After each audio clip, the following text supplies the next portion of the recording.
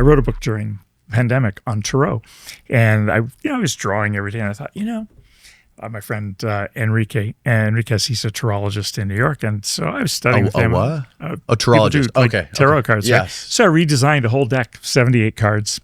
I did all the art and everything, and that was about the same look that like my other neuroscience guys was like, "Hey, I redesigned a whole stack of tarot." I go, "Would you, And they're like, "Well," I said, "They're fascinating. The oldest tarot in the world are actually at the Beinecke at Yale at the Rare Book Library, and now my cards are there too. They put them in the collection." Wow! But it's really funny. I've done these lectures, and people, if they experience a reading, they go, "Well, how does it know that about me?" Right? When they haven't told you anything. And, it's kind of weird, isn't it? Isn't this connected to astrology somehow? It is in some people's minds. In my mind, I think of it related to the phenomenon that we call pareidolia. It's like where you look up in the sky and you see a man in the moon, or, a face on Mars, or you see Jesus or Mary in a tree. Oh, yeah. Jesus in toast. Chimpanzees do it too. There was a bank down the street a couple of years ago that the sprinklers stained the window. It was a glass bank, all glass, and the sprinkler stained it to look like Mary Magdalene. Yeah. And a church bought it. I remember that. Remember that? Yeah, I remember that from this. In New Haven, we had the Jesus tree. Like, people saw Jesus in the tree. Protestants had a harder time than Catholics at seeing it. Like, I went, and I'm like, got nothing. My friends who were Catholic are like, there he is. He's right there. Wow. I'm like, I don't see it yet, right? But we do that, or like cloud watching. And when you see shapes in the clouds, it makes sense. The areas associated with the identification of those areas are lighting up in your brain. So when you see a dog, it's the same area that lights up when you see a dog, right? And COVID gave me a lot of time to talk to people on the internet around the world. And I talked to this researcher in Japan who was really interested in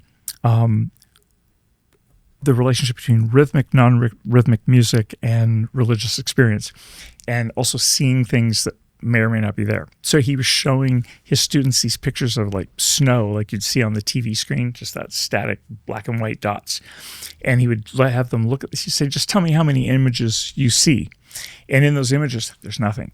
But the average person could see 5 or 6 different things in it. And he found that he could increase the number if when they looked at them, he was playing a rhythmic music versus having asynchronous beats made by this computer. So he's looking at how we construct meaning. And I thought it was fascinating because I'm like, this is really cool.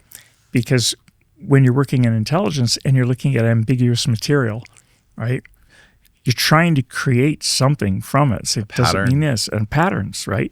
And our brains... What is it called? What kind of rhythmic beat? What kind of? Oh, he had synchronous and asynchronous, sort of meaning that... Synchronous and asynchronous. Yeah, so one's rhythmic and then the other's out of whack, where you're getting an odd rhythm. The rhythm isn't synchronized with the other beat. Okay. So you might call it modern or something. But it's either in sync or not. And that facilitated it to see more stuff. And I thought, well, this is really interesting. I wonder what's the best environment then for an analyst to look at vague information. Yeah. Because your job as an intelligence analyst, when you don't know what you're looking for, you're trying to figure out a pattern, is you want to be creative in like making patterns. And then you have to systematically try and knock them all down to see probably if any of them might be true, right? Because we do tend to see what's on our mind, like see what we believe. It's the old adage. We don't believe what we see. We end up seeing what we actually believe. But some people have a hard time seeing patterns in vague stimuli. So his work caught my attention. So I was like, this would be really cool. I wonder if because people vary in the trait of pareidolia, sort of seeing things in clouds and seeing things in mud or seeing shapes. And I don't know if they would be better at finding patterns in ambiguous information to help us discover something we haven't discovered, or whether the tendency would you see too many patterns, would you overshoot it? But I was just thinking of it that way. How would you select for who would be exceptionally good at finding hidden patterns in things? Yeah. Yeah, that's really interesting, man. Sorry, I took my Claritin D. I was just drying out. There we go. Yeah, especially when you're like trying to analyze mundane data, right? Or intelligence, and trying to put it all together to like make a picture, because it does make sense. Like you see what you believe. So people are going to, their conclusions are going to be affected by their bias or whatever it is. And that's why you should line them all up and become, when we're training as SAPM runners at the CIA as well, you're trying to train people to come up with the alternative and then knock them all down, because it's really easy to find something that makes sense to us. It's easier than we think to like make a pattern and come up with it. Yeah, there it is. Nice. I love the washing machine one. Yeah, the man in the mountain. Yeah, it's pareidolia. And it's really interesting. People who are higher in emotional reactivity in the personality dimension will have more of this. Really? But also so do artists. There's a wonderful quote, I don't know if you find it, from Leonardo da Vinci about staring at mud. And that he was staring at mud and the cracks in mud. Pretty soon he could see figures and battles. And there's a famous quote from him. I'm like, oh, that's this. And he'd like to get inspiration. And that's what I was doing for relaxation. Excuse me, during COVID, I'd make my coffee in the morning, sit in the window, and I'd scribble all over a sheet of paper, and then just turn it around and around and around and see what popped out. Really? And would do drawings. And yeah, there it is. Leonardo da Vinci once suggested that one should walls. look into the stains of walls, ashes of a fire, clouds, or mud, and see. And these can provide marvelous ideas. Interesting. I do that sometimes in my shower. I have this like crazy tile pattern in the floor, and I'll stare at the tiles and I'll see faces in the tiles. Yeah, that's this. Yeah. And you can play with it, because the more you do it, the better you get at it. And then it's really kind of wild. Yeah, this is the kind of stuff. Oh, wow. That's bizarre. Yeah. So people who are better at this are more open. They're on the psychological testing, they'll score higher in openness. Higher in openness. Because you're entertaining a new way. If you're super low, you'll look at this, and that's what it is. Nope, those are the lines, right? Oh, there's the face of the moon up there, yeah. Yeah. The face over here, that's on Mars. Oh, that's Mars. Yes, that's on Mars. But yeah, people who are higher in O, they will see more of those kind of figures. But that is the fun kind of, that's the fun work, the fun kind of drawing stuff that I love. That's fascinating. I got to take a leak real quick. Sure. Quick break. We'll be right back. So that one you just clicked to is the first one. So there's the first one. So that was the original scribble. It might have even been the other way around, but I turned it around and around. And full screen it, Steve. Full screen it. And when I had that in that configuration, something caught my eye. Okay. So there's the first one. That's just a scribble, random scribble. Just took your pencil on the paper and just scribbling around. And I turned it around and around, and I saw that arc, and I went, that's kind of like an arm. So then in the next one, you'll see. Then I outlined it. I thought, well, if there's an arm, I guess there should be a head. So, and then it all evolved. Oh, wow! From there. So she's pouring something into a cauldron. Yeah. And see here, there's 3 streams of whatever is being poured, and one disappears eventually. So now are you trying to make it into something, or are you still just... At this point, I now see what I've got, and then I'm now just filling it in. Got it. Just tiny scribbles. Wow. So if he zoomed up, you'd see this is all just with an ink pen. And so those are all tiny dashes. So incredibly relaxing when you got nothing else to do during COVID. You can obsess on how to scribble stuff in. And at the end, so at this point, it's basically putting tiny little lines. And the reason why I drew all those other little lines is because then it gives me I can just fill it in. It gave me a sense of accomplishment. That's incredible. Filling in a row, right? So you can see the hash marks, and that's when it's almost done. And then one of the pictures is the complete thing. Probably the next one would be the completed drawing. Wow! But amazing that's stuff.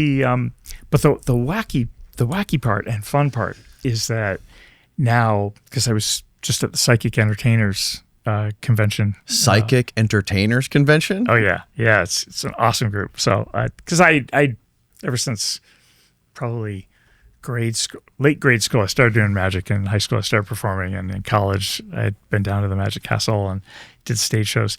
And really, in the last probably 15 years, I mainly done things like performing mentalism, sort of mind reading sort of shows. And but then in COVID, when I started thinking about, oh, this would be really fun, let me try something. So I spent all this time designing these cards.